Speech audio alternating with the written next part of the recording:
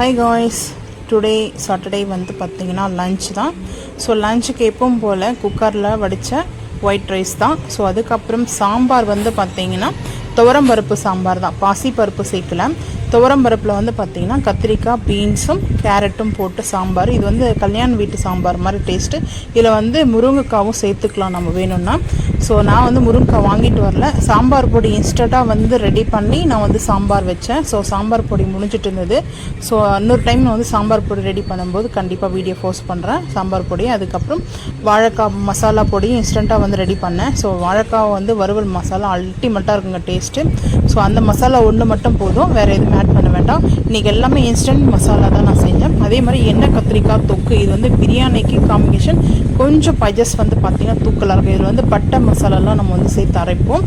சாம்பார் பொடியில் பட்டை மசாலாலாம் சேர்க்க மாட்டோம், அதாவது சின்னமெல்லாம் சேர்க்க மாட்டோம் இல்லையா. எண்ணெய் கத்திரிக்காயில் வந்து பார்த்திங்கன்னா அவ்வளோ சூப்பராக இருக்கும். ரொம்ப சிம்பிளாக எண்ணெய் கத்திரிக்காய். அது வந்து பிரிஞ்சல் வந்து பார்த்திங்கன்னா நம்ம பிரியாணிக்கு வைப்பாங்க இல்லையா. ஸோ அது போல் டேஸ்ட்டில் அருமையாக அல்டிமேட்டான ஒரு எண்ணெய் கத்திரிக்காய். இன்னும் டைமிங் இல்லை, எல்லாம் ஃபுல் வீடியோ நான் எடுத்திருப்பேன். ஸோ இதுக்கப்புறம் லஞ்ச் வீடியோ உங்களுக்கு பார்த்தீங்கன்னா இந்த மாதிரி வீடியோ வரும், மினி வீடியோ வரும் பாருங்கள். ஸோ உங்கள் வீட்டில் வெஜ்ஜா நான்வெஜ்ஜான்றதை மறக்காமல் வந்து கமெண்ட் பண்ணுங்கள். எங்கள் வீட்டில் வெஜிடேரியன் தான். இந்த எண்ணெய் கத்திரிக்காய் பிரியாணிக்கு அல்டிமேட்டாக இருக்கும். நான் வந்து ஒயிட் ரைஸ்க்கே நம்ம மிக்ஸ் பண்ணி சாப்பிடும்போது கூட சூப்பராக இருக்கும். நைட்டுக்கு வந்து சப்பாத்திக்காக நான் வந்து செஞ்சுருக்கேன். எனக்கு பிடிக்கும் இந்த போல் எண்ணெய் கத்திரிக்காய். ஆனால் ஆயில் வந்து கொஞ்சம் கூடவே இருக்கணுங்க, அது மாதிரி தான் வந்து இந்த எண்ணெய் கத்திரிக்காய் செய்ய முடியும்.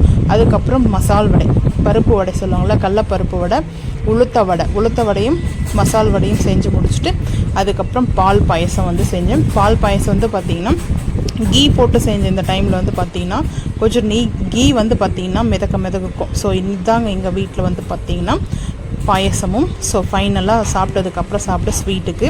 ஸோ உங்கள் வீட்டில் வெஜ்ஜியா நான்வெஜ்ஜான்றதை மறக்காமல் வந்து கமெண்ட் பண்ணுங்கள்.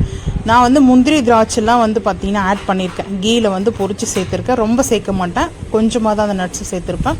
ஸோ உங்களுக்கு இந்த மாதிரி நட்ஸ் சேர்க்கறது பிடிக்குன்னா கமெண்ட் பண்ணுங்கள். இந்த வீடியோ பிடிச்சா லைக் பண்ணுங்கள், ஷேர் பண்ணுங்கள், சப்ஸ்கிரைப் பண்ணுங்கள், பெல் ஐக்கான் வந்து கிளிக் பண்ணுங்கள். மறக்காமல் சேனலை வந்து ஃபாலோ பண்ணுங்கள்.